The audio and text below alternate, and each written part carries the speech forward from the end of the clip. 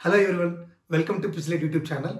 ఈ వీడియోలో మాట్లాడబోయే టాపిక్ అయితే కిష్కింధ కాండం మూవీ రివ్యూ. సో కిష్కింధ కాండం అనేది బేసిక్ ఒక మలయాళం సినిమా. ఈ మూవీ అయితే సెప్టెంబర్ 12 ఓనం సందర్భంగా అయితే మలయాళంలో రిలీజ్ అయింది. ఇదైతే ఓటీటీలో ఈరోజు నుంచి అంటే నవంబర్ 19th నుంచి ఓటీటీలో అవైలబుల్ ఉంది. ఈ మూవీ అయితే మలయాళంలో మంచి హిట్ అనే చెప్పాలి. సో మూవీ అయితే ఆల్ సౌత్ ఇండియన్ లాంగ్వేజెస్లో అయితే స్ట్రీమ్ అవుతుంది హాట్స్టార్లో. సో ఈ కిష్కింధ కాండంకి ట్యాగ్ లైన్ చూస్తే టేల్ ఆఫ్ 3 వైస్ మంకీ, ఇప్పుడు తెలివైన కోతులు ఒక కథ అనమాట. సో నేనైతే ఫస్ట్ ట్రైలర్ కూడా చూడలేదు, సినిమా డైరెక్ట్ చూశాను. మేబీ ఈ టైటిల్ చూసి కొంచెం కామెడీ మూవీ అనుకున్నా కానీ ఇది యాక్చువల్గా అయితే ఒక మిస్టరీ థ్రిల్లర్ మూవీ. ప్లాట్ విషయానికి వస్తే స్టేట్లో ఉండే పొలిటికల్ రిఫ్ట్ వల్ల ఎవరి దగ్గర అయితే లైసెన్స్ గన్ ఉన్నాయో వాళ్ళైతే తిరిగి పోలీస్ స్టేషన్లో హ్యాండ్ ఓవర్ చేయాలన్నమాట with rifles and bullet.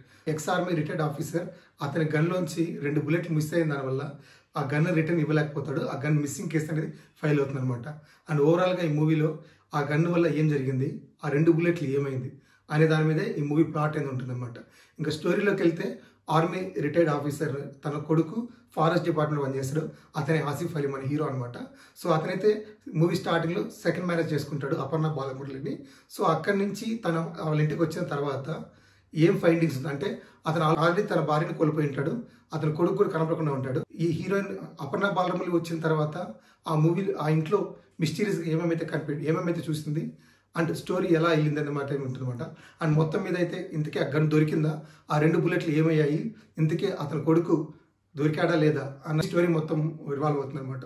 Casting విషయానికి వస్తే as usual Asif Ali and Aparna Balamurali, అలాగే అతని తండ్రి క్యారెక్టర్ చేసిన ex army retired officer. Maximum story అయితే ముగ్గురు చుట్టూ రివాల్వ్ అవుతుంది అనమాట. Even though movie run time 2 hours ఉన్నా కూడా ఫస్ట్ హాఫ్ అంతా ఓన్లీ క్యారెక్టర్కి ఆ ప్లాట్స్ ఎస్టాబ్లిష్ చేయడానికి తీసుకున్నారు. సో అందువల్ల మనకి ఫస్ట్ హాఫ్ అనేది కొంచెం డ్రాగ్ అయితే అనిపిస్తుంది. ఇంటర్వ్యూ అయితే ఒక మంచి హైతోనే ఇంటర్వ్యూ ఎండ్ అవుతుంది అనమాట. సో దాని తర్వాత సెకండ్ హాఫ్ స్టార్ట్ అయిన తర్వాత ఆ మిస్టరీ అనేది అన్వీల్ అయితే వస్తుంది అనమాట. అలా వచ్చిన తర్వాత అక్కడ కొంచెం స్లో అనిపించినా కూడా లాస్ట్ 30 minutes అనేది మాత్రం ఒక మంచి సాటిస్ఫాక్టరీ ఫీలింగ్ అయితే ఇస్తుంది అనమాట. So movie as a whole కన్నా కూడా మూవీ అయిన తర్వాత చిన్న చిన్న మూమెంట్స్ అనేది మనం మళ్ళీ రీకలెక్ట్ చేసుకుంటే మాత్రం మూవీలో మంచి జస్టిఫికేషన్ అయితే చాలా ఉంది, చాలా సీన్స్ ఉన్నాయి అనమాట. సో డెఫినెట్గా ఇదైతే వర్త్ వాచ్ అనే చెప్పాలి. If you didn't watch this movie, please go and watch it in Hotstar. You will surely like it. So that's all guys. Thanks for watching Pitchlight. Keep watching. Thank you very much. Signing off, your Jim. Thank you.